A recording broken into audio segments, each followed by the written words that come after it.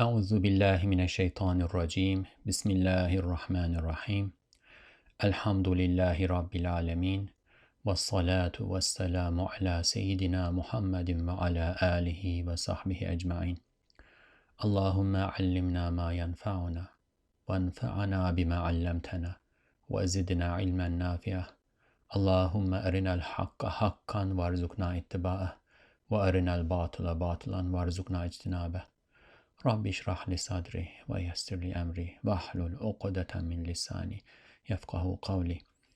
Assalamu alaikum wa rahmatullahi wa barakatuh. Welcome to the Reflections on the Risale-i Nur by Bediuzzaman Said Nursi podcast series. This is Mustafa Tuna. You can listen to the episodes of this series wherever you listen to your podcasts or at the website www.reflections-rn.org. Inshallah, a rough translation of the text we will be studying, reflecting upon, is also posted at this website. You can go to podcasts, then words, then the 11th word, and scroll down to the relevant episode. We have been reading the 11th word, which is a paradigm shifter that enables us to see reality as reality is, that enables us to interpret what we see in a way that is harmonious with the metaphysical reality that is behind and that surrounds all the physical reality that we are sensing. It began with a representational story. We read through it, and then we moved on to the reality part of the treatise, and there we were talking about the reality of prayer. Inshallah, I'm going to start reading only in English from some point in that discussion of prayer, and then when we come to the point where we left, I will move on to reading in Turkish and then reflecting upon it in English too. Bismillah. Thus, having beheld the cosmos and the imprints of creation, and performed the above-mentioned duties in the form of transactions of worship in the presence of the unseen, they rose to the degree of beholding the all-wise artful Maker's transactions and acts. First, in return for the majestic Creator's introduction of himself to conscious beings through the miracles of his art, they responded in the form of a transaction in his presence with wonder-inspiring intimate knowledge, saying, Subhanaka, ma arafnaka haqqa ma'arifatika. Glory be to you. We have not known you as you deserve to be known. What makes you known are the miracles in all of your artifacts. Then, in return for that merciful one's endearment of himself with the beautiful fruits of his mercy, they responded with love and passion and said, Iyyaka na'budu wa iyyaka nasta'in. You alone we worship, and from you alone we ask for help. Then, in return for the demonstration of that true blesser's mercifulness and compassion through his sweet blessings, they responded with gratitude and praise and said, Subhanaka wa bihamdika. Glory be to you, and praise and gratitude be to you. How can we fulfill the gratitude that is rightfully due to you? You are a deserving recipient of gratitude, who deserves such gratitude that the clear tongues of all of your bestowals that are spread out everywhere in the cosmos are reciting gratitude and laudation for you. And through the promulgation of all the blessings lined up in the marketplace of the realm and dispersed through the face of the earth, they are proclaiming your praise and eulogy. And by testifying to your generosity and munificence, the orderly fruits and well-proportioned berries of mercy and blessing are performing the duty of gratitude to you before the gazes of creatures. And then, in return for the exposure of his beauty, majesty, and perfection and greatness on the mirrors of existent beings that are ever-changing on the faces of the cosmos, they responded saying, God is the greatest, Allahu Akbar, bowing down in a state of impotence within exaltation and prostrating in a state of humility within love and awe. And then, In return for the absolute rich one's demonstration of the abundance of his treasures and the vastness of his mercy, they responded exposing their poverty and needs, supplicating and asking, and they said, "Iyaka nasta'in, from you alone we ask for help." And then, in return for the dissemination of the subtleties, wonders, and masterpieces of the majestic artful maker's art, they responded saying, "Masha Allah," with appreciation, "how beautifully it is made," with admiration, "Barakallah," with observation, "we believed," with testimony, "come look," in a state of amazement, and "Hayya ala al-falah," hasten to salvation, while holding everybody a witness.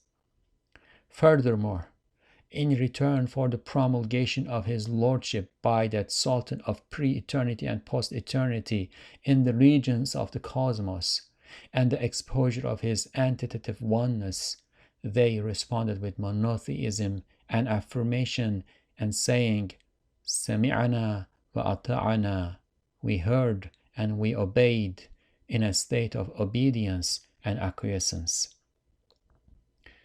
So alhamdulillah, this is where we left, and now we will continue reading in Turkish and English and reflecting upon it in more detail inşallah. Sonra o Rabbül Alemin'in uluhiyetinin izharına karşı zaaf içinde aczlerini, ihtiyaç içinde fakırlarını ilandan ibaret olan ubudiyet ve ubudiyetin hülasası olan namaz ile mukabele ettiler. And then, in return for the Lord of the Realm's exposure of his divinity, they responded with worshipful slavehood that comprises the announcement of their impotence within weakness and poverty within neediness, and with prayer, which is the essence of worshipful slavehood. So each of these sections are telling us something about God, what God does, and what is expected from us in return for what we witness in God's acts and attributes, and what we do, what is due upon us.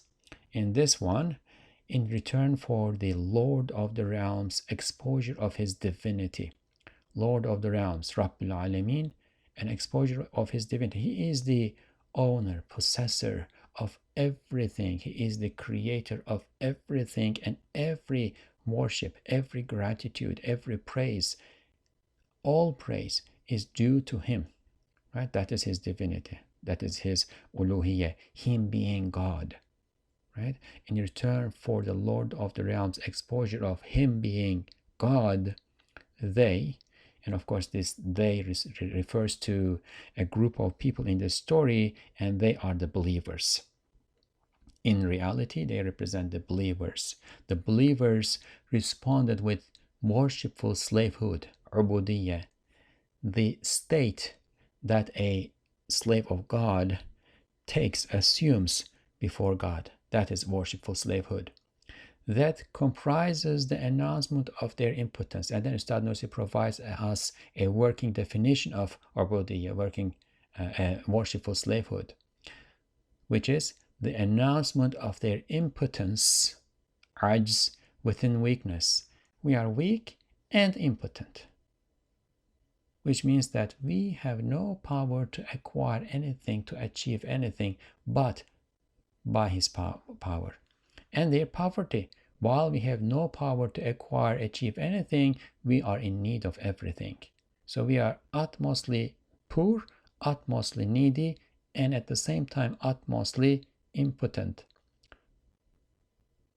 And our worshipful slavehood is a recognition, admission of that, and turning to God as a result, as the source of all power, and as the source of the benefactor of all needs that are being provided to us constantly and continually, which is the essence of worshipful slavehood. This is the essence of worshipful slavehood.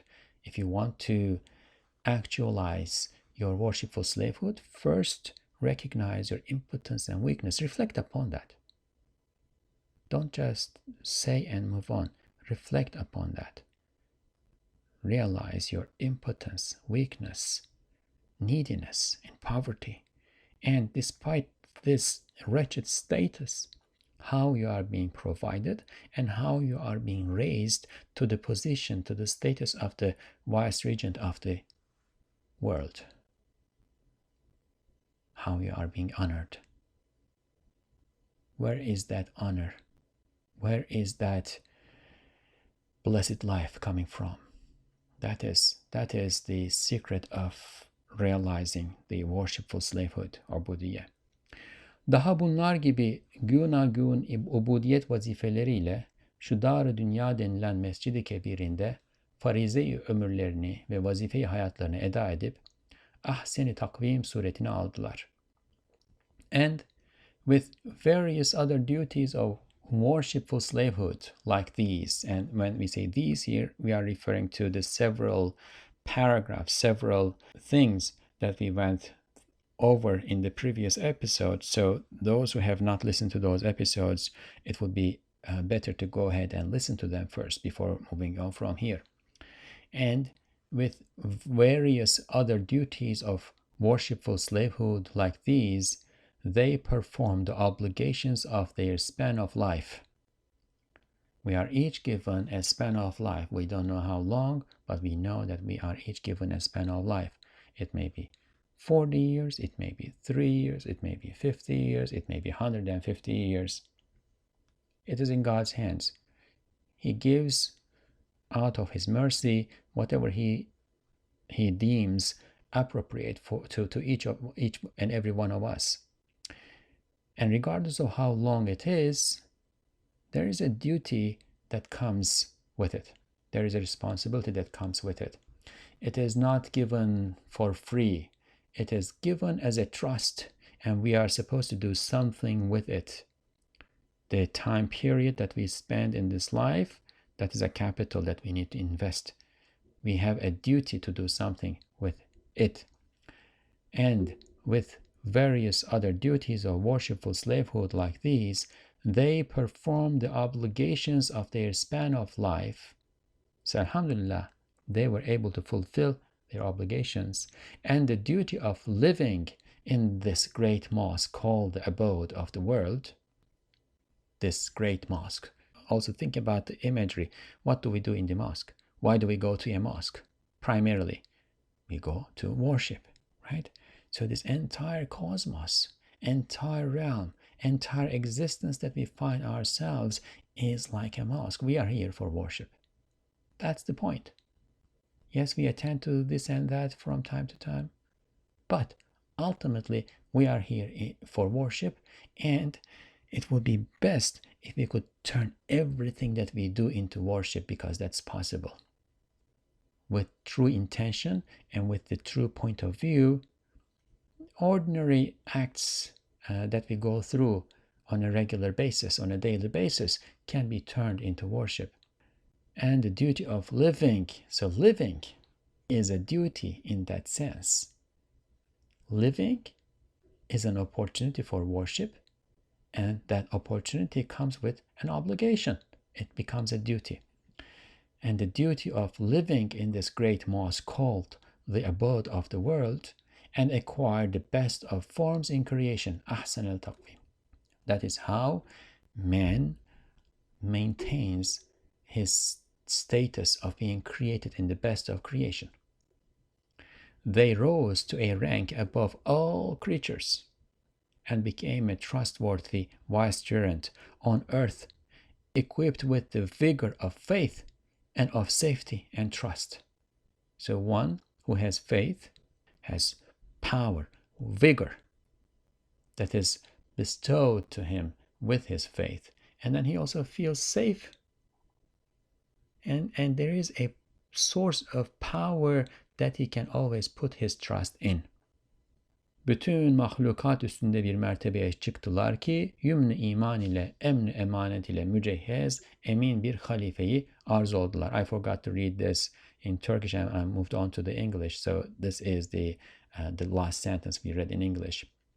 Ve şu meydanı tecrübe ve şu desgahı imtihandan sonra onların Rabbi Kerim'i onları imanlarına mükafat olarak saadet-i ebediyeye ve İslamiyetlerine ücret olarak Darüsselam'a davet ederek öyle bir ikram etti ve eder ki hiç göz görmemiş ve kulak işitmemiş ve kalbi beşere hutur etmemiş derecede parlak bir tarzda rahmetine mazhar etti ve onlara ebediyet ve beka verdi. After that, now they fulfilled their obligations. They spent the span of life that was given to them in trust by fulfilling their duties.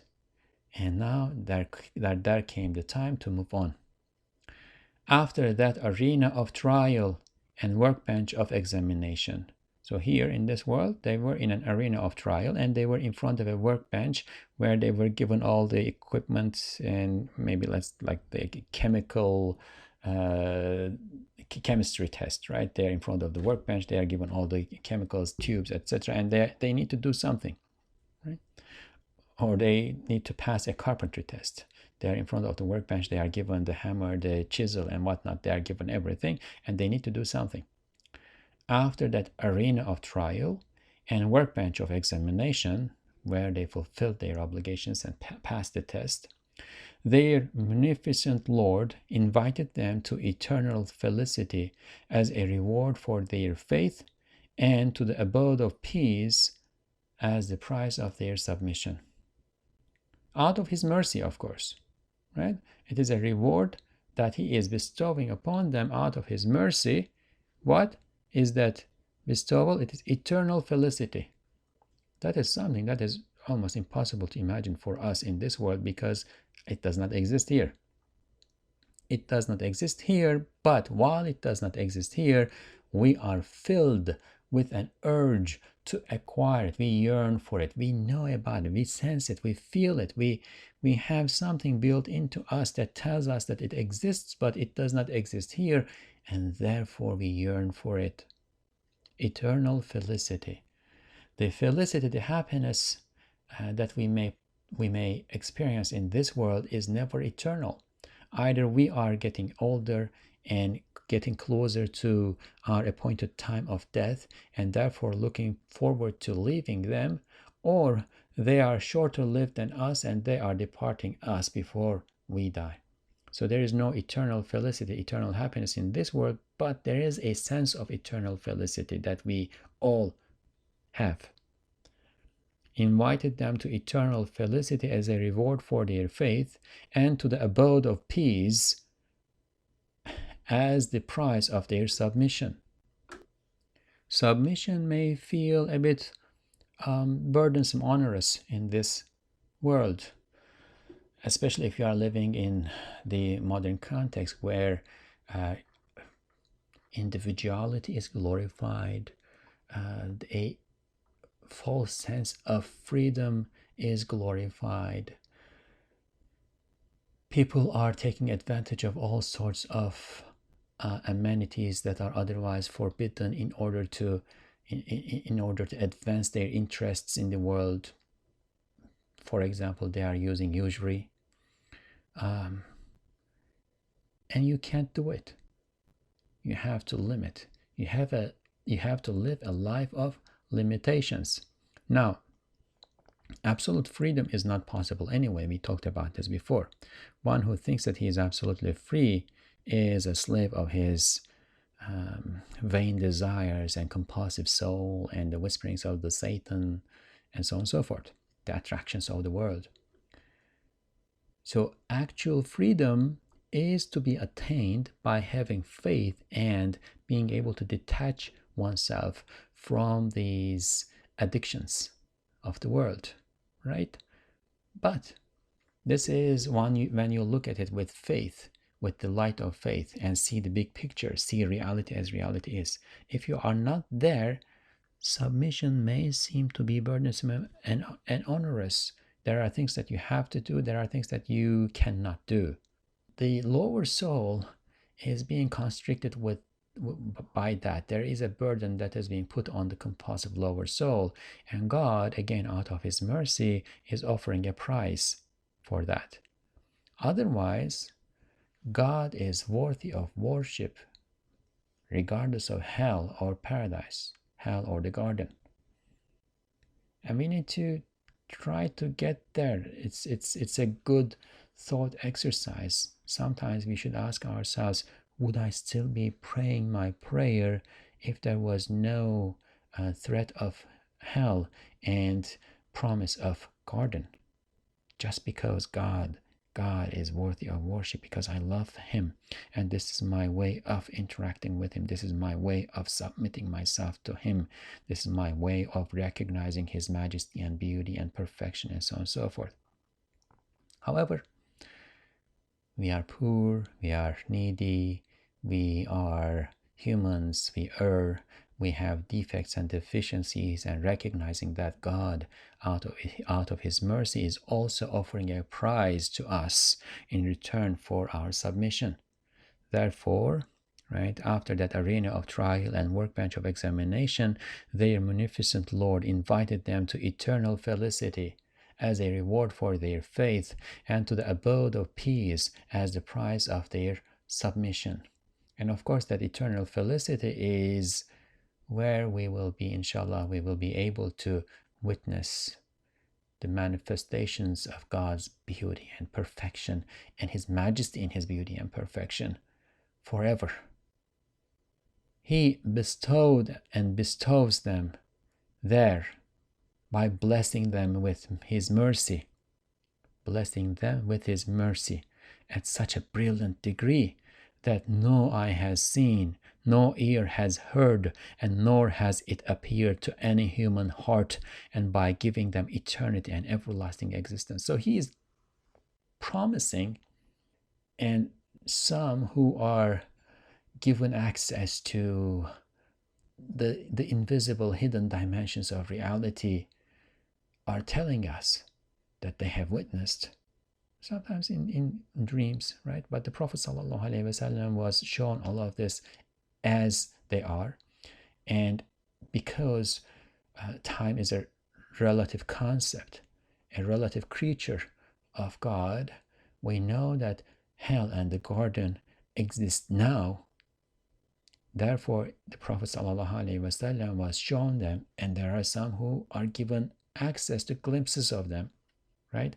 He bestowed and bestows them there by blessing them with his mercy, and that is the greatest blessing, at such a brilliant degree that no eye has seen, right? We will say, when we are there, we will say, this is reminiscent of something that we have tasted in the world, because there is a pleasure in familiarity. But at the same time, we will also notice that it is not like anything that we have ever seen. Every moment, from moment to moment, the beauty, the majesty, and the pleasure will increase. Nothing will be as before. There will be a constant increase, because there is no bound to God's mercy and to God's power and his beauty. We will be in a state of continually expanding in pleasure and delight, inshallah.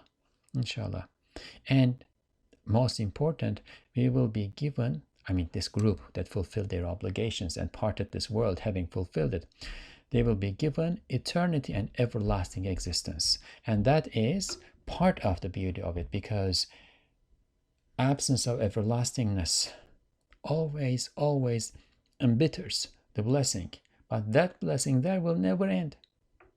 It will be everlasting, and therefore there will be no pain involved in the pleasure. Here in this world, there is no pleasure without some level of pain embedded into it. It is painful to the degree of your attachment to it. Çünkü ebedi ve sermedi olan bir cemalin seyirci müştakı ve aynedar aşıkı elbette baki kalıp ebede gidecektir. İşte Kur'an şakirtlerinin akıbetleri böyledir. Cenab-ı Hak bizleri onlardan eylesin. Amin. This is because, he's going to bestow them his blessings and give them eternity and everlastingness, right? This is because the yearning spectator of an eternal and perpetual beauty and its mirror-bearing lover will of course last forever and move to eternity. And this is a summary of the entire treatise that we have read up to this point. The yearning spectator of an eternal and perpetual beauty. What is this world? This world is the manifestation of God's beauty, perfection, and majesty and greatness. Why are we here? We are here to behold those manifestations of beauty, perfection, and greatness and majesty. And once we behold it and see it in its reality as it is, we cannot but fall in love with it. And we cannot but yearn for its eternal existence and for our ability to eternally behold it. Therefore, upon witnessing it, we fall into this state where we are constantly yearning for more. We keep saying, Hal min mazid, Hal min mazid. We keep saying, is there not more? Is there not more? And that is right pointing to the destination, inshallah, the garden. The yearning spectator of an eternal and perpetual beauty. Now, because that beauty is eternal and perpetual, right? The spectator also deserves everlastingness, because it is part of that beauty that he is merciful. And one who is merciful does not give yearning, does not give wanting without giving what the spectator is yearning for.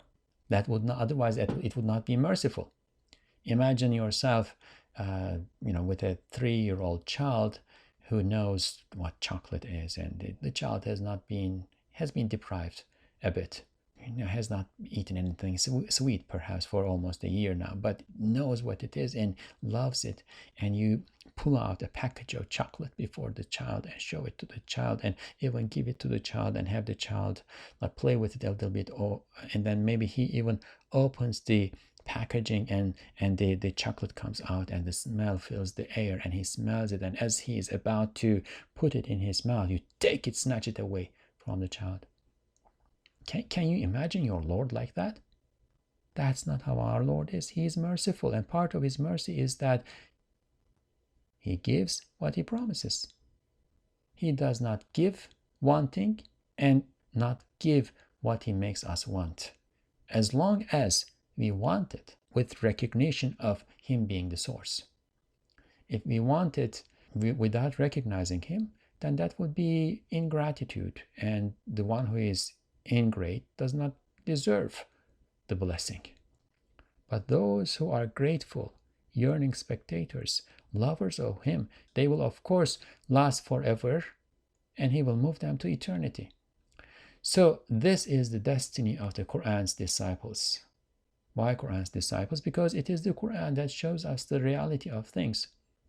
Without the Qur'an, it is, if not as impossible, almost impossible for us to realize the metaphysical, other indicative inner dimension of things, to realize the meanings of things and see his beauty, majesty, and perfection behind the otherwise material and lowly existence that we are witnessing in this world. May the sublime real include us among them. Ameen.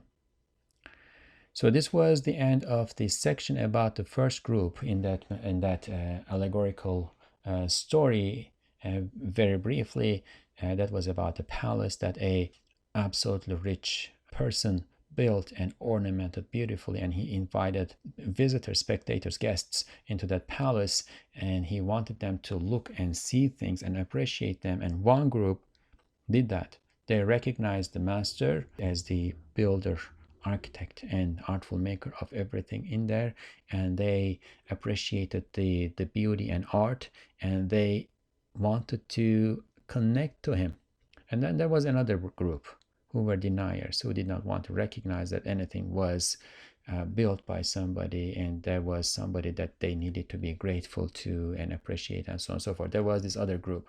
So now we will talk about the reality of that other group. Ama füccar ve eşrar olan diğer güruh ise haddi bülû ile şu alem sarayına girdikleri vakit bütün vahdaniyetin delillerine karşı küfür ile mukabele edip ve bütün nimetlere karşı küfran ile mukabele ederek ve bütün mevcudatı kıymetsizlikle kafirane bir ittiham ile tahkir ettiler ve bütün esma-i ilahiyenin tecelliyatına karşı red ve inkar ile mukabele ettiklerinden az bir vakitte nihayetsiz bir cinayet işlediler. Nihayetsiz bir azaba müstehak oldular. Evet, insana sermaye-i ömür ve cihazat insaniye mezkur ve zayıf için verilmiştir. However, as for the other group who are open sinners and wicked, evil people, when they enter the palace of this realm upon reaching the age of accountability, because they responded to all the evidences of essential oneness with disbelief, showed ingratitude in return for all the blessings, insulted existent beings in a disbelieving manner by accusing them of worthlessness, and responded to all the manifestations of divine names with rejection and denial, they committed an endless crime in a brief period of time and deserved an endless torment. Yes, the capital of life and the equipment pertaining to humanity are given to men for the above-mentioned duties, right? They need to fulfill those duties. They are not here just to exist. They have consciousness. They have will, partial human will. They have many faculties. They have many capacities. They are given many tools. And there is a responsibility to, in taking all of those equipments. However, as for the other group who are open sinners and are wicked, they are open sinners. They are not recognizing the owner, maker of the palace. They are not recognizing the creator, the owner of the realm. They are not recognizing God. They are not recognizing that they are under his observation in his property, sustaining themselves by consuming his blessings. They are not recognizing any of them. And because of the lack of their recognition, they are living in a state of sin openly, defiantly, which is a wicked thing, when they enter the palace of this realm upon reaching the age of accountability. Now, for small children who are not accountable, who do not have the necessary intellectual ability to process reality, they did not enter the palace yet. They are maybe in the gardens of the palace, or even if they entered, they are still in the welcome room. They have not moved on to witness and be tested. But upon entering the age of accountability, upon reaching puberty, they become accountable and they enter the palace. But these wicked and sinning ones, what did they do? They responded to all the evidences of essential oneness with disbelief, by covering it up. By covering it up. They did not believe, they did not accept. It was all clear. Everything all around was screaming, I am created by one. I am being sustained by one. I am his slave. I am doing what I am doing in his name, with his power. Everything is screaming this, but they plugged their ears, closed their eyes, and they denied. They showed ingratitude in return for all the blessings. They consumed the blessings, but did not bother to thank. They were not filled with a sense of gratitude. As a result, they insulted everything, existent beings, everything in existence, in a disbelieving manner, by accusing them of worthlessness. The tree was screaming, I am his slave. I am glorifying him. I am bringing these blessings, let's say apricots, to you in his name. They said, this is carbon and hydrogen and nitrogen and so on and so forth. This is just matter. There is no meaning behind this. It is not speaking. It is speechless. It is dumb and mute. They cast aspersions on the tree, saying that it was meaningless. They insulted existent beings in a disbelieving manner by accusing them of worthlessness, and responded to all the manifestations of divine names with rejection and denial. They committed an endless crime in a brief period of time. They were here for a brief period of time, the longest living, let's say 150 years, but on average, let's say 70 years. They were here for a brief period of time, but they committed an endless crime. Why? Because their crime relates to everything.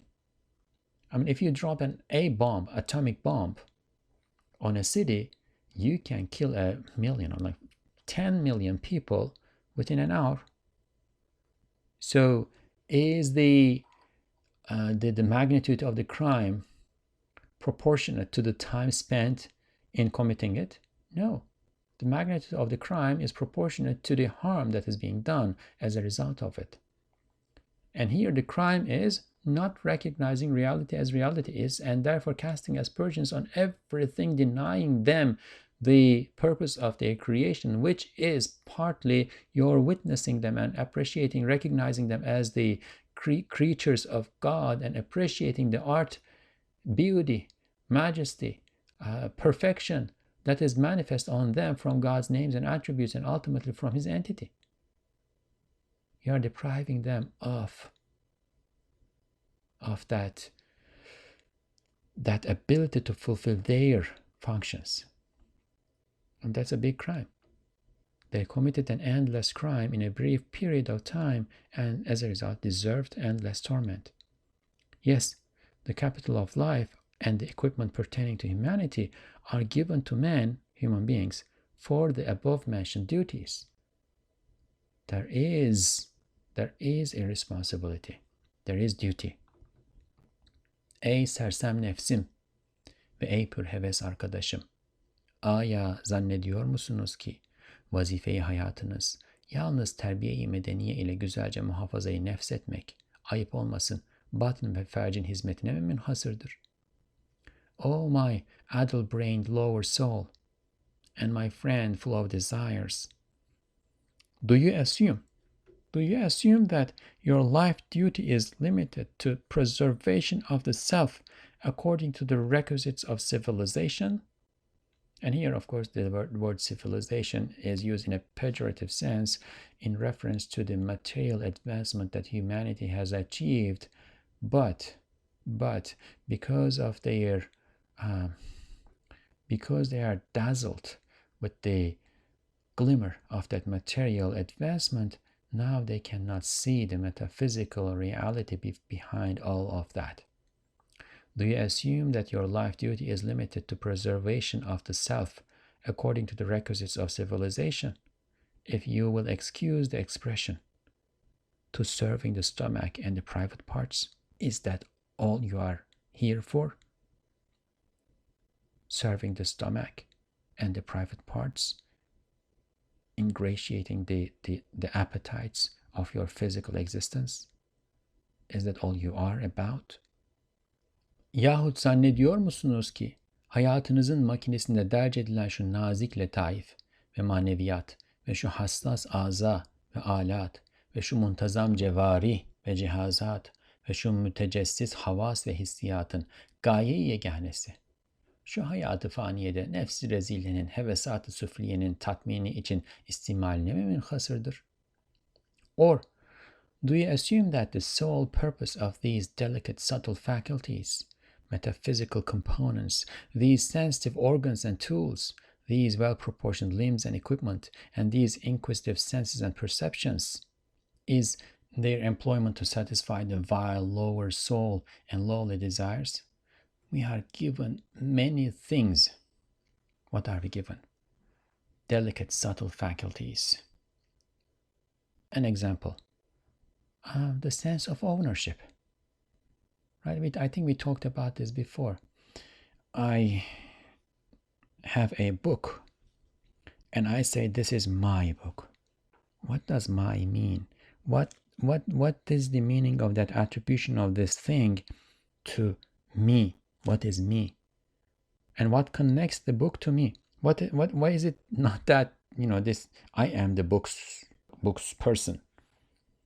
Why is it not that I am the window's man, but the window belongs to the man, the pen belongs to the man, The shoe belongs to the man. The food belongs to the man, and not that the man belongs to food. Two questions, right? One, what is it that makes that thing belong to the man? Is it tied to the man? Is there a string between them? Is it glued to the man? What does it mean? Right? There is no substantive existence to this notion of belonging, but at the same time, we know that there is that notion. Now, why are we given this notion? Why are we given the notion of ownership? So that we understand that there is someone who owns everything, and us included. He is the Malik al-Mulk. He is the owner of dominion. That means that we need to recognize him as the owner of dominion. But if we don't have the notion of ownership, how can we do that? How can we recognize him as the owner of dominion if we do not know what ownership is? Or love. What is love? How can you define it? I mean, if you wanted to define water, you could divide it up into its molecules and come up with some tangible, quantifiable properties and say this is water. It is made of 2 hydrogen molecules combined with 1 oxygen molecule. It flows. It becomes solid when it is below a certain temperature, and when it becomes solid, it expands. When it is liquid, it shrinks, and so on and so forth. But what is love? How do you define it? You cannot define it, but you know that it exists. You are given the notion of love. So we are given subtle faculties. What is it for? To love him. We love him, and he is to be loved because he is beautiful and perfect. And the correct response to beauty and perfection is to love. So we are given these delicate, subtle faculties, metaphysical components, our intellect, our desires, our heart, our consciousness, our conscience. These sensitive organs and tools, we are given organs and tools to taste and experiment and observe. We eat things, and there are a million different tastes that each can give us a thrill, and that are delicious for us, that give us pleasure and delight. And we have hands with which we can hold things and make things and use them. These well-proportioned limbs and equipment, and these inquisitive senses and perceptions, we are given all of these. So do you assume that the sole purpose of all of that is their employment to satisfy the vile lower soul and lowly desires? Can that be the case? $1 billion for a loaf of bread, would that not be disproportionate? Far be it. Never. Haşa ve kella.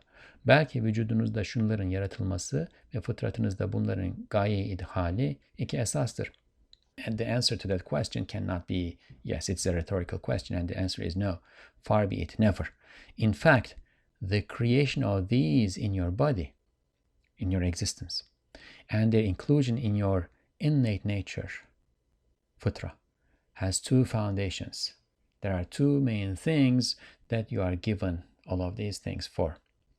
Biri, Cenab-ı Mün'im-i Hakiki'nin bütün nimetlerinin her bir çeşitlerini size ihsas ettirip şükrettirmekten ibarettir. 1. It is causing you to sense and show gratitude for each variety of all of the sublime true blessers' blessings. And you should sense them, you should feel them, you should experience them, observe them, and then show gratitude and perform the worship that relates to them. So there is worship that relates to everything that is given to us. For instance, Hajj. Who performs Hajj? Who is obligated to perform the Hajj? Those who have health and wealth. So Hajj is a worship that relates to health and wealth. And then prayer, well, it involves everything, but it is a worship that relates to the time that we have, because we allocate a part of our day for it, the health that we have because we do certain bodily acts in it. It pertains to our intellect, because there is recognition and glorification and exaltation and so on and so forth. So every blessing has a worship that is related to it. The worship related to water, for instance, would be to, first of all, obtain it in a halal, in a permissible way. Drink clean, permissible kind of water. Say Bismillah before starting to drink it. Drink it according to the Sunnah, the prophetic model, like 3 times, not blowing into it, and so on and so forth. Contemplate that it is a blessing from your Lord as you drink it. Say Alhamdulillah at the end. And that could be many other things that we could put into that fold, right? There is a kind of worship that relates to every blessing. But first, in order to come to the point of fulfilling the duty of that worship, performing that worship, you first need to know about the thing that to which the worship relates, right? You need to know the water so that you can perform the worship that relates to water. And then you need to be grateful for it. If you are not grateful for the water, you are not going to worship God for giving you water. İkincisi, aleme tecelli eden Esma-i Kutsiye-i İlahiye'nin bütün tecelliyatının aksamını birer birer size o cihazat vasıtasıyla bildirip tattırmaktır. Siz dahi tatmakla tanıyarak imanı getirmelisiniz. Second, to inform you by means of those equipment and to have you taste, right? So inform you and have you taste the types of all the manifestations of the divine holy names. Now, the reality of everything in existence that we see, the reality of every created being, rather, is the divine holy names. What we see are manifestation of divine holy names. And why is this important? Because those divine holy names are our way of knowing our Lord. We cannot know the entity of our Lord. That's beyond our comprehension. But we can know him through his names. We can know him as the beautiful, the merciful, the all-powerful, the just, the provider, and so on and so forth, the majestic. We know him through his names, and we know his names through their manifestations in the creation, and we know those manifestations by means of the equipment that we are given, those subtle faculties, those limbs and organs and senses and perceptions and so on and so forth, metaphysical components. That is why they are given, so that we know through them, experience through them, sense through them, taste through them, with them, the manifestations of the divine holy names that are manifest on the realm, one by one, every one of them. And you should come to faith by getting to know them upon tasting. Now you taste them, you experience them, you sense them, then what is due? Well, you are supposed to have faith at that point. You are supposed to recognize the metaphysical reality that is behind it. And then you are supposed to recognize through that metaphysical reality, that is the meaning that it indicates, the one who is being pointed to, being bespoken in those meanings, that is God. You are supposed to have faith in him, and your faith will then entail worshiping him and submitting to him and loving him and glorifying him, exalting him, and so on and so forth. İşte bu iki esas üzerine kemalat-ı insaniye neşv-i nema bulur. Bununla insan olur. Hence, human perfection grows on these or from these two foundations. The human being becomes a human being with this. Otherwise, it is going to remain at the level of an animal. It is not going to develop the qualities that are becoming of a human being.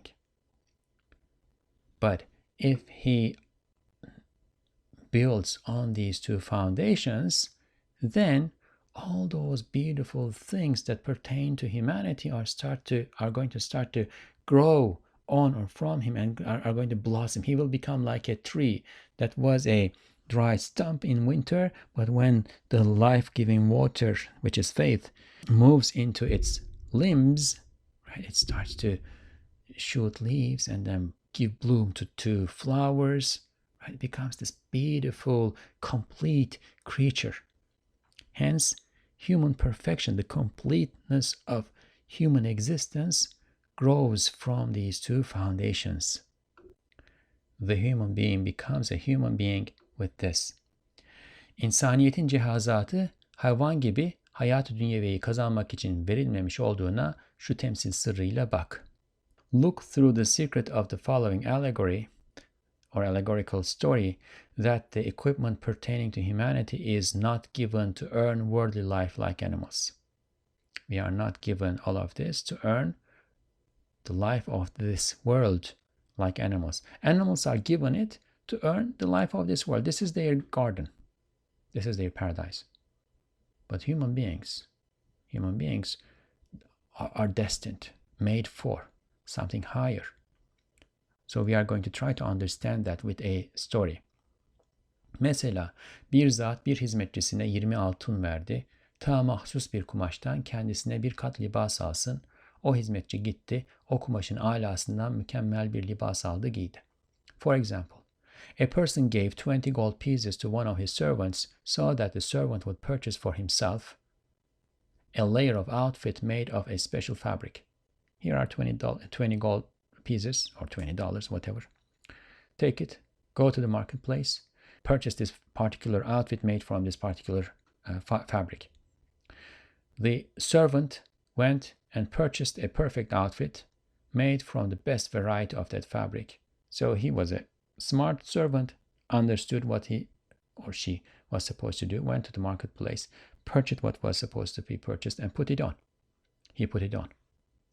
Sonra gördü ki, now this is the continuation of the story. O zat diğer bir hizmetkarına 1000 altın verip bir kağıt içinde bazı şeyler yazılı olarak onu cebine koydu, ticarete gönderdi. Şimdi her aklı başında olan bilir ki o sermaye bir kat libas almak için değil. Çünkü evvelki hizmetkar 20 altınla en âlâ kumaştan bir kat libas almış olduğundan elbette bu 1000 altın bir kat libasa sarf edilmez. Şayet bu ikinci hizmetkar cebine konulan kağıdı okumayıp belki evvelki hizmetçiye bakıp bütün parayı bir dükkancıya bir kat libas için verip hem o kumaşın en çürüğünden ve arkadaşının libasından 50 derece aşağı bir libas alsa elbette o hadim nihayet derecede ahmaklık etmiş olacağı için şiddetle tazif ve hiddetle teedip edilecektir. Then he saw or we see that person, the master who gave 20 gold pieces to the servant, gave 1,000 gold pieces to another one of his servants. So the second servant, he's receiving 1,000 gold pieces. And then the master placed a piece of paper with some notes written on it in the servant's pocket and sent him off for business. So here are 1,000 gold pieces. Go to the marketplace and take this piece of paper. I wrote on it what you need to do.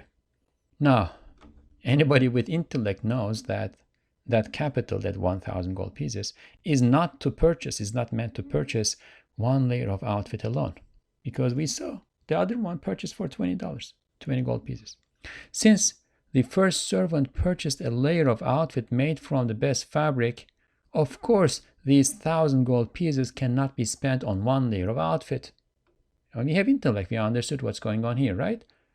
If an outfit is worth the best outfit made from the best fabric, if it is worth 20 gold pieces, 1,000 gold pieces cannot be spent on an outfit because there is no better.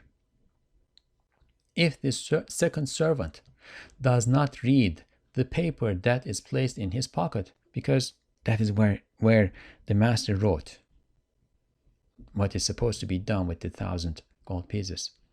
If he does not read the paper that is placed in his pocket, looks at the previous servant. What did that servant do? He went and he purchased an outfit. Okay, that's what I'm supposed to do, if this is what's going on. And gives all of the money to a shopkeeper for one layer of outfit. And moreover, purchases an outfit that is made of a most decayed version of that fabric and is 50 times inferior to his friend's outfit.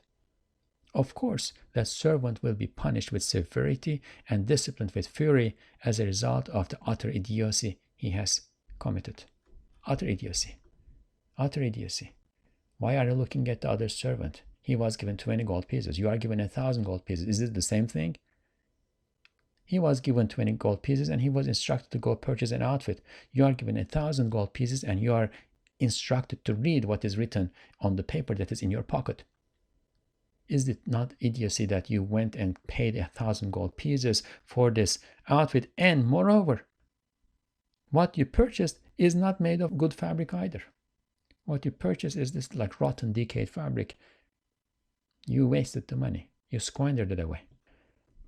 Ey nefsim ve ey arkadaşım, aklınızı başınıza toplayınız. Sermayeyi ömür ve istidadı hayatınızı hayvan gibi, belki hayvandan çok aşağı bir derecede şu hayatı faniye ve lezzeti maddiyeye sarf etmeyiniz.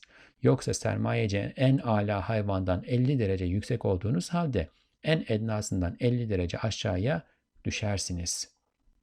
Oh my lower soul and my friend, come to your senses. Do not spend the capital of your span of life and the aptitudes of your life on this transient life and material delights like animals. The animals are given 20 gold pieces. They are given a material body. They are given the ability to, pull grass from the ground and chew it and swallow it and digest it, and maybe there's some level of pleasure in the taste that they have some taste buds, but cows are not able to taste meat and enjoy it. For instance, we human beings are given like these all sorts of different taste buds, and that applies to all sorts of other senses and feelings. Right? Animals are given 20 gold pieces. Human beings are given 1,000 gold pieces. Oh, my lower soul and my friend, come to your senses. Do not spend the capital of your span of life. So that's our capital, right? We talked about this. We have however many years here. That's the capital that we need to invest. And the aptitudes of your life, all those senses, faculties, limbs, organs, perceptions, they are the aptitudes of our life. They are here to be actualized. We have the potential for many things, and we are here to actualize it.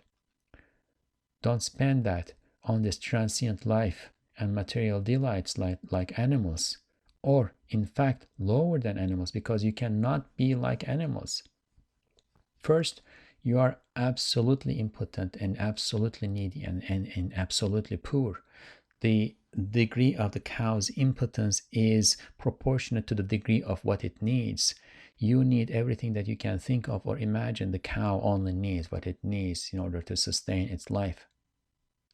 Therefore, if you attempt to be like the cow, because you are going to be incomparably more indigent compared to the cow, you can never attain what the cow attains in this world. Otherwise, even though you are 50 times higher than the highest of animals, even though you are created in the Ahsan al-Taqweem, you will fall 50 times beneath the lowest of animals. You will fall to Asfal al-Safilin. Inshallah, we will continue the rest of this treatise in the next episode. This is what we have for this one. سبحانك لا علم لنا إلا ما علمتنا إنك أنت العليم الحكيم وآخر دعواهم الحمد لله رب العالمين. الفاتحة.